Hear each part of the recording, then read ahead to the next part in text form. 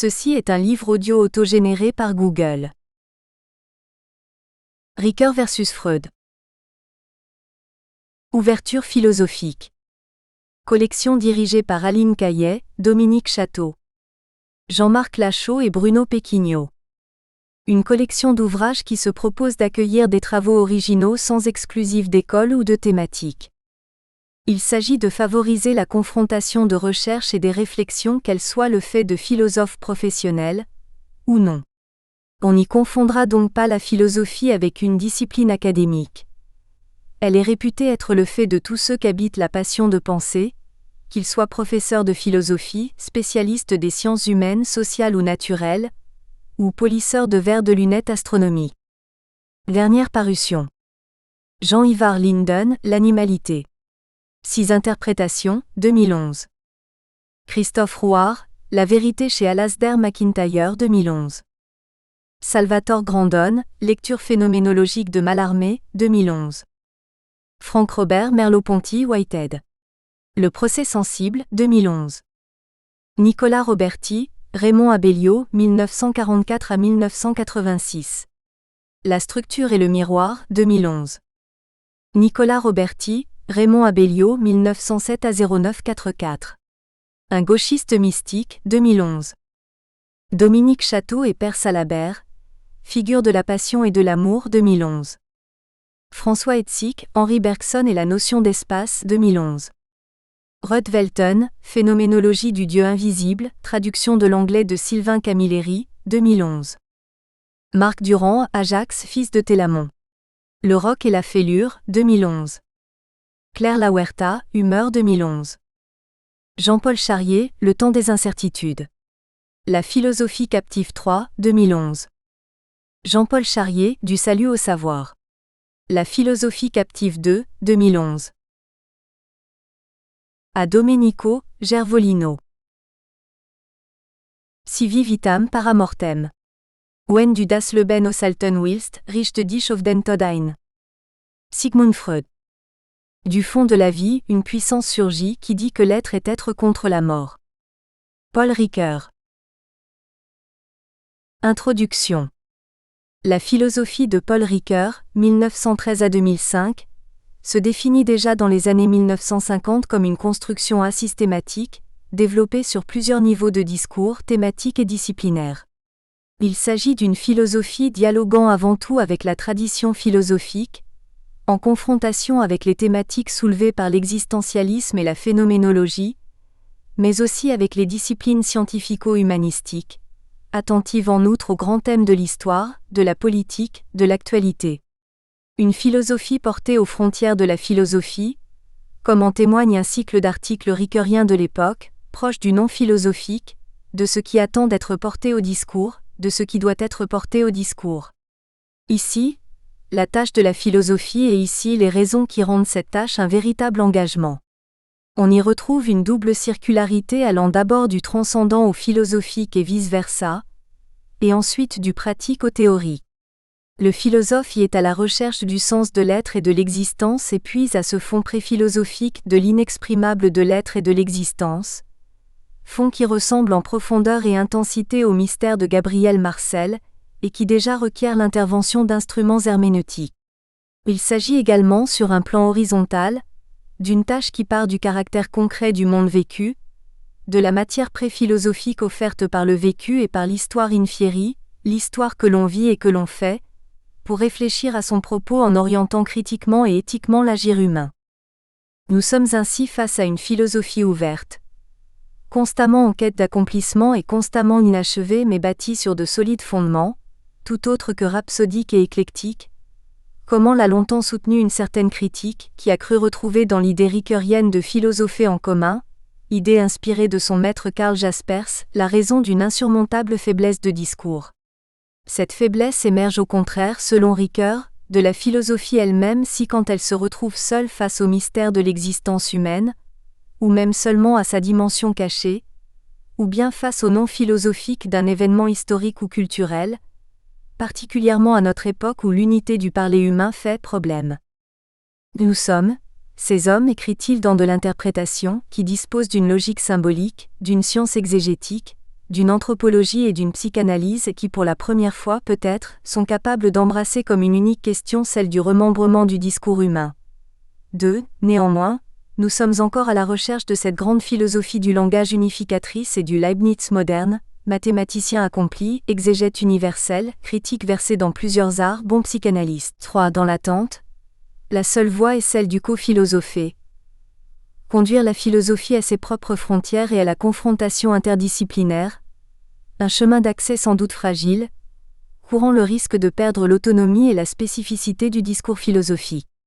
Ricoeur en est pleinement conscient, toujours attentif à distinguer les plans et les niveaux de discours, préoccupé de la consistance de son propre tissage et rétissage philosophique. En témoigne le passage du livre Interview, la critique et la conviction du 1995 que nous citons ici. Au fond, une chose me préoccupait vraiment, la consistance de mon discours. Pour moi, il s'agissait avant tout de résoudre mes propres contradictions, les tensions entre les influences diverses. Mon problème était toujours de savoir si je construisais de fausses fenêtres, si ce que je faisais n'était pas qu'un compromis, ou si c'était réellement la promotion d'une position tierce capable de tenir la route. Mes inquiétudes étaient là. 4. Une inquiétude autour de son œuvre qui ne concerne pas seulement le niveau de la méthode, bien évidemment, mais aussi le discours dans sa substance, ou mieux, imprimi, précisément cet aspect de la substantialité du discours. C'est ici qu'entre en scène la question du degré de systématisation et d'unité de la construction ricoeurienne, qui renvoie au problème de sa consistance et qui, dans une certaine mesure, a vu notre penseur s'opposer à ses propres interprètes et lecteurs. En effet, en plusieurs occasions, Ricoeur s'est dit frappé, beaucoup plus peut-être que ses lecteurs, par la diversité des thèmes abordés. Chaque livre en effet était né d'une question déterminée, la volonté, l'inconscient, la métaphore, le récit. 5. À ce propos, Domenico Gervolino, l'un de ses plus importants interprètes, observe. Ricoeur a été généralement assez réservé sur ce point, reconnaissant les droits des lecteurs, mais en se disant plus sensible aux ruptures qu'à la continuité de son œuvre, même s'il affirme que chacun de ses livres naît d'une sorte de résidu irrésolu laissé par celui précédent. 6. Pourtant, à partir de la seconde moitié des années 1980, l'attitude de notre philosophe commence à changer, d'une part peut-être sous l'influence des reconstructions suggestives de quelques-uns de ses interprètes, mais surtout grâce à l'invitation de l'Université d'Édimbourg en 1986 de donner les Gifford Lectures présentant une synthèse de ses travaux. La question, raconte-t-il, s'est alors posée à moi d'une certaine unité, sinon systématique du moins thématique de mon œuvre, 40 ans après mes premières publications. 7. Et il explique.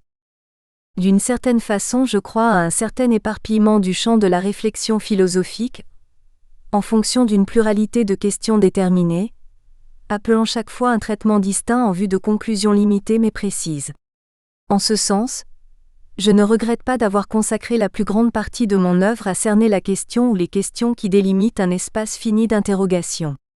C'était donc à contre-courant de mes préférences avérées que je devais proposer une clé de lecture à mon auditoire. C'est de cette mise à l'épreuve qu'est né Soi-même comme un autre, 1990. Il m'a paru que les questions multiples qui m'avaient occupé dans le passé pouvaient être regroupées autour d'une question centrale qui affleure dans notre discours, dans les usages que nous faisons du verbe modal, je peux. 8. Le fil subtil qui traverse et maintient toute la recherche du philosophe est fait de la thématique de l'homme capable de. Nous pouvons dire que la philosophie de Paul Ricoeur est dans sa substance une philosophie de l'homme, une recherche perpétuelle sur l'homme qui avance au double rythme de la progression exploratoire, innovatrice, et du retour incessant sur des thématiques précédentes, selon un mouvement non circulaire mais en spirale, comme l'explique encore Gervolino, parce qu'entre le début et la fin il n'y a pas coïncidence mais enrichissement, après un long voyage à travers l'univers du langage et de la textualité. 9. Un voyage qui est inachèvement. Dernier mot de la mémoire, l'histoire, l'oubli. Alors, dans la mesure où l'on accepte cette clé de lecture, on adopte en quelque sorte l'idée que l'anthropologie philosophique représente le champ privilégié pour évaluer la consistance de cette philosophie. Et c'est exactement cela que nous essaierons de faire dans ce bref essai, à travers une confrontation avec la conception de l'homme exprimée dans la théorie freudienne. Pourquoi Freud ? Parce que nous pensons que du début à la fin, La psychanalyse a accompagné et par moments conduit Ricoeur dans la réalisation de sa voie herméneutique, et plus particulièrement sur le point de la conception de l'homme. La psychanalyse constitue, selon nous, un axe portant de cette philosophie. Son importance au niveau des contenus est comparable à celle que la phénoménologie de Husserl a acquise au niveau de la méthode. Ainsi, à partir de l'évaluation du degré d'intégration du discours psychanalytique, idée, de l'anthropologie freudienne, dans le discours ricoeurien, nous pouvons dégager des éléments importants en vue d'un jugement plus général sur la consistance et le degré de systématisation de cette philosophie. 3 domaines d'intérêt se nouent et s'animent dans notre recherche. Le premier et le plus important concerne la nouvelle compréhension de l'homme introduite par Ricoeur à travers la confrontation avec la tradition philosophique et la psychanalyse. S'y unit celui dont on vient de parler, relativement à la question, d'importance évidente, de l'unité du discours ricoeurien. Enfin, le domaine le plus profond qui traverse l'étude dans son ensemble et que nous pouvons représenter à travers la question kantienne classique, Was ist der Mensch? Notre travail se considère à ce propos comme premier pas d'une longue recherche. À présent, une certaine difficulté pourrait imposer une sorte de 4e domaine d'intérêt. L'état de la critique, qui circonscrit encore aux années 1960 et essentiellement à l'œuvre de l'interprétation. Essai sur Freud, 1965, le domaine d'importance philosophique du dialogue de Ricoeur avec la psychanalyse, qui nous obligerait à un long détour d'analyse des textes pour démontrer la validité de la position prise ici à origine. Il s'agit toutefois d'un travail que nous ne pouvons pas développer ici, soit parce qu'il nous mènerait au-delà des limites que nous nous sommes données, soit parce qu'il invaliderait, vu sa complexité et son ampleur, cette même recherche. 10. D'autre part, la preuve de ce lien profond pourra émerger in itinéré, du moins, en rapport avec le point essentiel de l'anthropologie philosophique, à travers la confrontation entre Ricoeur et Freud sur le thème de l'homme, puisque cette confrontation se développe tout entière dans les textes ricoeuriens eux-mêmes.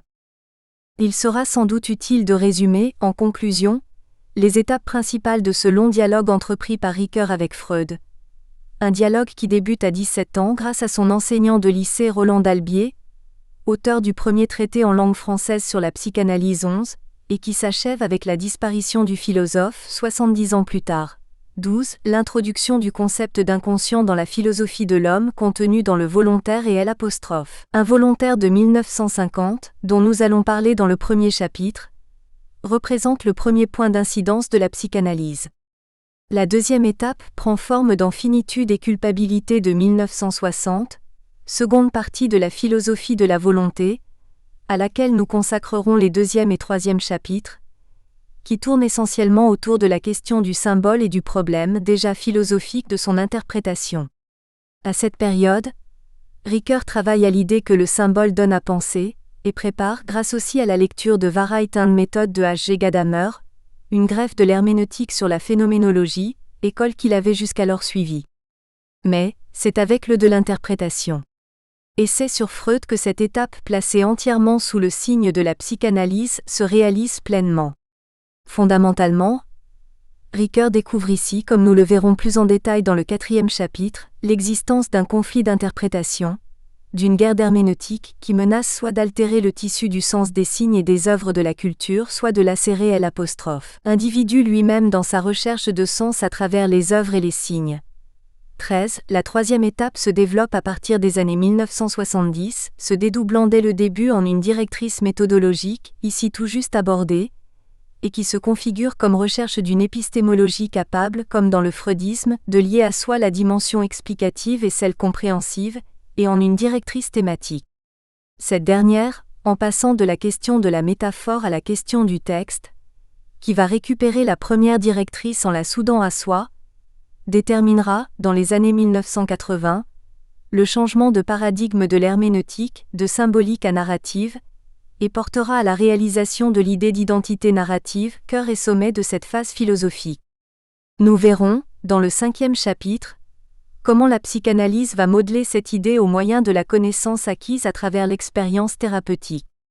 Le dialogue avec Freud se poursuit en passant à travers les thèmes de la traduction, de l'autre et de l'altérité, de la mémoire et de l'oubli, développé dans certains importants essais des années 1990, dans Le sillage de soi-même comme un autre, 1990, et dans la monumentale mémoire Histoire oubliée en 2000.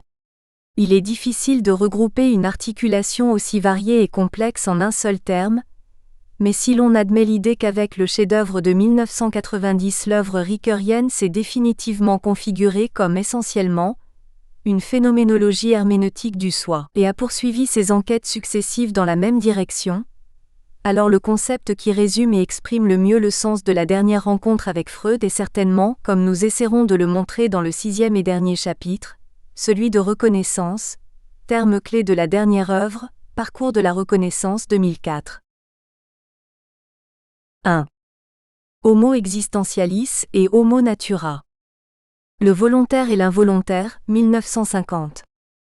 On le sait, Philosophie de la volonté, ouvrage inachevé, vaste et complexe, premier grand projet philosophique de Ricoeur, devait au départ s'articuler en une eidétique, une empirique et enfin une poétique de la volonté. Cette dernière constitue la partie manquante quand de manière complètement inattendue, nous le disions, l'empirique s'est ouverte à l'herméneutique. L'œuvre est traversée par la question du sujet, question parcourue chez Ricoeur par une tension morale considérable. À la base, le problème anthropologique du sens de l'être est de manière plus évidente, émergente dirons-nous dans finitude et culpabilité, la question philosophique et morale du sens de l'existence humaine, ontologie et personne sont donc les deux pôles de l'œuvre. Le sens de ce travail s'explique si l'on tient compte du contexte philosophique et culturel de la France entre l'aube de la Deuxième Guerre mondiale et l'immédiat après-guerre. Un contexte dominé par l'interrogation existentielle et la recherche d'une phénoménologie de l'existence centrée sur le cogito concret. Le caractère concret du cogito est la grande intuition, la grande découverte, mais aussi la grande exigence de l'époque, que des philosophies aussi différentes de celles de Sartre ou de Ricoeur par exemple reprennent. L'une tentant de définir une ontologie de la négation, l'autre une philosophie de la volonté clairement orientée vers une conception ontologique opposée de l'affirmation. Toutes deux s'inspirent de la leçon freudienne, de la psychologie de l'homme concret et de sa psychoanalyse, de son effort compréhensif et descriptif de l'irrationnel et du corporel, du mystérieux et du naturel dans cette recherche du caractère concret. C'est précisément ce que fait Ricoeur dans le volontaire et l'involontaire, première partie de la philosophie de la volonté. Faisant abstraction de la culpabilité et de la transcendance, présentée immédiatement, elle rendrait impraticable la phénoménologie eidétique du cogito. Il s'engage, comme Merleau-Ponty le fit avec la perception, dans la description des structures essentielles de la volonté, dans ces trois étapes fondamentales de la décision, de la motivation volontaire et du consentement, et dans celle complémentaire, de la structure involontaire dont les fonctions clés principales sont les motifs, les pouvoirs et l'involontaire absolu. C'est là, au niveau de l'involontaire absolu, dans le point d'enracinement de la volonté sur la corporalité, quand la tension et le déchirement vécu culminent, que Ricoeur affirme et introduit le thème freudien de l'Unbewusst. Au sens strict, le domaine est celui de la nécessité corporelle qui montre avec son articulation en caractère, inconscient et vie, la structure de l'enracinement, de l'engloutissement de la subjectivité ou liberté dans la nature ou nécessité. La dualité est réouverte en tant qu'opposition forte de la volonté contre un involontaire invincible. 14 Une opposition dramatique et déchirante car ressentie et perçue à l'intérieur du soi, à l'intérieur de soi. La nécessité comme hostilité naturelle de ma nature, à la naturelle inclination volontaire de moi-même. La nécessité avant tout comme figure de la subjectivité abstraite du contexte général, qui est encore involontaire invincible, des volontés autres, de l'histoire et du discours de la nature.